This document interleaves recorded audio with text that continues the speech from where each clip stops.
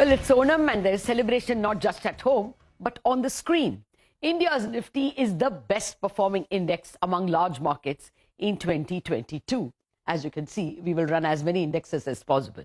Now, this is partly because India appears lately to have become the flavor of the season with FIIs as well. Bloomberg data shows that in the quarter ended, 3 months ended August 31st, India's weight in the MSCI Emerging Market Index jumped to the second highest, beating Taiwan. Now, China, of course, is still the weightiest, but let's take the India-China comparison. India has hugely outperformed China over the past 2 years. India's weighting in the MSCI Emerging Market Index as of August 31st is 6% higher than what it was 2 Augusts ago, while that of China is down 9% since August 2020. What appears to be working for India is that whereas Indian markets rebounded very sharply from the COVID lows of March 2020 because of revenge buying, because of higher retail investors' entry into equities, the Chinese stock indexes have been falling due to the regulatory crackdown on big tech companies, followed by a strict lockdown due to COVID. Now, Russia moving out of emerging market index is another factor that has made India weightier. But the icing on the cake is the latest buzz from the market that JP Morgan bond index may include India in its emerging market bond index. Morgan Stanley wrote a report on September 2nd that most investors that JPM spoke to either support India's inclusion or at least don't object. Here again, Russia's exclusion could be creating a need for more good quality paper from deeper markets. So not surprising, while India saw $33 billion getting pulled out by FPIs from last October, October 21 to June of this year, since July, foreign inflows into equities have touched $7.5 billion or approximately 59,000 crores. Why has the tide turned? To get an idea of what investors are saying, I have with me Vetri Subramaniam, Chief Investment Officer at UTI AMC. Vetri, because he has just returned from an extensive tour of Europe and the United Kingdom. Vetri, thank you very much for finding time for us. Straight away, that is the first question. Your newsletter gives the impression that foreigners are thinking differently about India. Tell us what you heard. Yeah, thanks for having me, Lata. And since you've reminded me, happy Onam to everybody watching the channel and celebrating today. I was talking to investors as predominantly UK and Europe. And, this was the first trip in almost 3 years because one hasn't been outside because of the pandemic. But very clearly, there's a big shift in the thought process. I think some part of this is geopolitics. I think more and more investors coming to recognize that, the US-China relationship is potentially the, biggest sort of conflict on the global stage, over the next few years or even decades. And therefore, they're starting to think about how to ring fence their portfolios more appropriately. And in that context, actually, India starts to, stand out. And this is true whether we talk to equity investors or to fixed income investors, because once you sort of say, I'll take a China view separately because of, all the concerns about their economy and geopolitics, then India actually becomes the most dominant, country that they would have to consider in their EM allocation. And I would say particularly on the fixed income side, you mentioned this, Lata. I think actually there's pressure from a lot of investors now to, get India within the investable universe, particularly after the exclusion of Russia and concerns about having exposures in China. So certainly this is a tune which is playing out to India's favor at this point of time. Could you elaborate a bit on this geopolitical thing? That's interesting. Because US and China are at, loggerheads, India is seen as a safe bet where, policy will not rock the boat. Is that the thinking? I think so. People are concerned about what the implications of having large exposure to China are. In a sense, what's happened in Russia over the course of this year has started to make, geopolitical risk a factor in investor decision making. I don't think that has been the case for the past 2 decades because, when you see things like US companies suddenly having to pull out, or even European companies having to pull out overnight from Russia, and we know that the European banking system actually obviously is still to sort of truly disclose how much it is exposed to Russian companies, then all of this starts to become a consideration in investor mindset that I've not really thought of about this as a risk, but if the conflict escalates, then, how should I think about my risk? So India tends to benefit because it's seen as sort of being, on the sidelines. And I think, most investors we spoke to sort of appreciates India's stance in terms of the strategic autonomy that we have. And in fact, I would say they sort of understood India's position as enjoying strategic autonomy in terms of how we take our decisions. Oh, that's good to hear. I mean, I can imagine a US FDI investor, what he must have gone through when Trump declared war on China, and how European investors would have felt, bankers would have felt when suddenly Russia, you couldn't sell a dollar or take a dollar from Russia. I mean, Exactly. now I appreciate what you're saying.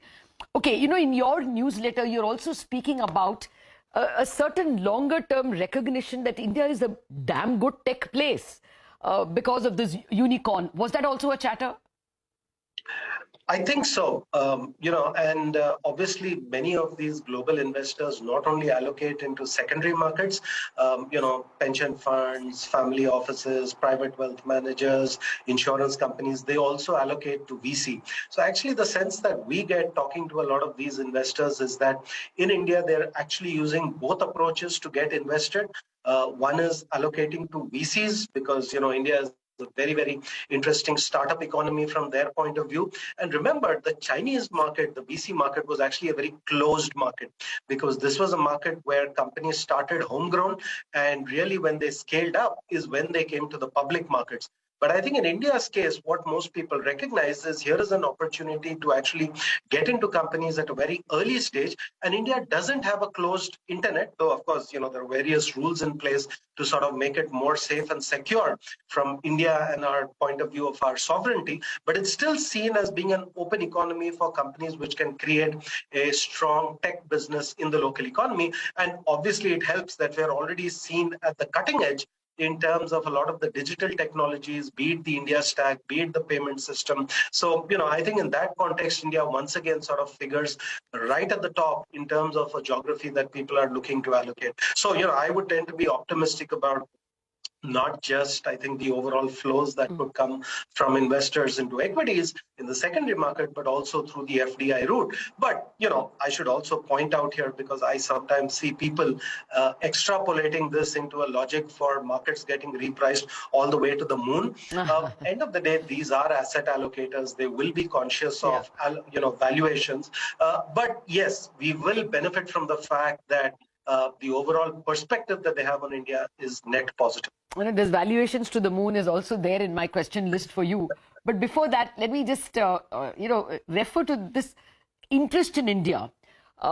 Right now, the money is coming only through GEM funds, global emerging market funds or Asia funds. You think that we can get more India dedicated funds? At the moment, that's so negligible. That's true. When you look at the total amount of FPI money in India, a very small part of it comes through country funds and very small part through country active funds.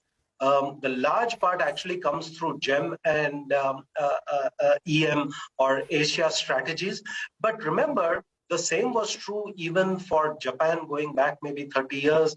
The same was true for China maybe till about 10, 15 years ago. And there came a point in time where it was a bit of a tipping point where investors said, look, this economy is too large for us to depend only on a look-through exposure that we would get by going through a Asia or a EM strategy. We need to have a focus on investing directly into India.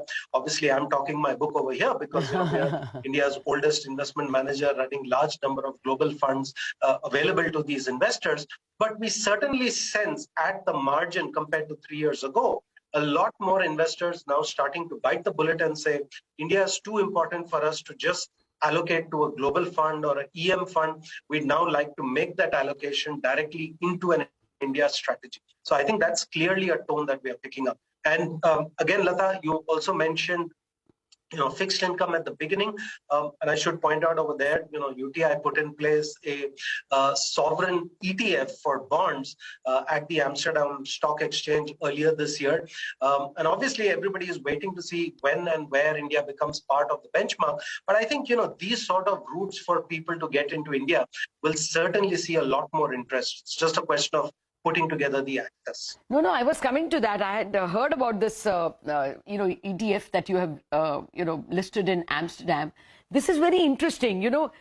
FPIs we have spoken to, as well as the ones whom Morgan Stanley and JPM claim they have spoken.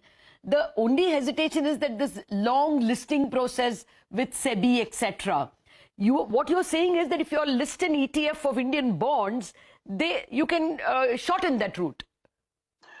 Absolutely right. I mean, there will be some institutions who say we want to go directly into the market, but there's a large number of people, whether it's again insurers, pension funds, they don't really care to go directly into every market. They are quite happy allocating into an EM bond fund.